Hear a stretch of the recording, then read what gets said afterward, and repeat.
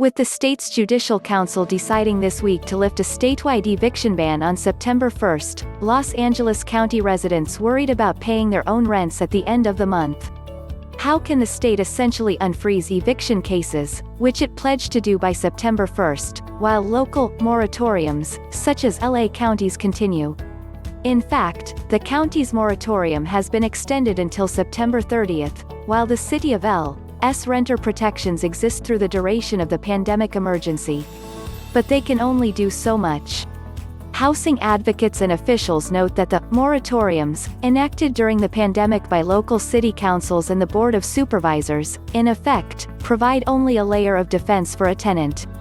Many tenants are unaware of their legal rights, and may never get to a court where they can argue against their landlord, with the legal weight of the moratoriums to back them up. Moratoriums don't prevent landlords from filing a complaint with the courts against a renter for non-payment. They don't prevent a landlord from issuing notices to terminate. And without the statewide Judicial Council's emergency rules that froze the ability for judges to issue a summons and process eviction suits filed during the pandemic, the local moratoriums will lose their teeth. The moratoriums, they've been named so poorly, said Matthis Chiroux, attorney at BASTA, Inc., a Long Beach legal defense firm specializing in tenants' rights and housing in Los Angeles County. It's a terrible misnomer. As it stands, evictions are already happening. According to data acquired from sheriff's departments from across the state by CalMatters, 600 California households have been evicted since Governor Gavin Newsom declared a statewide state of emergency March 4th, according to data the publication mined from more than 40 California sheriff's departments.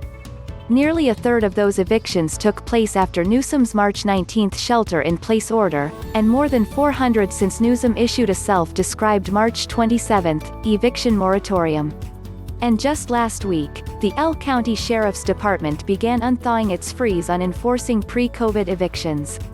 That means 1,000 Los Angeles County tenants face a renewed threat of eviction in the coming weeks, while tens of thousands of other renters in the region with unpaid rent hope for a reprieve, now in the hands of the state legislature.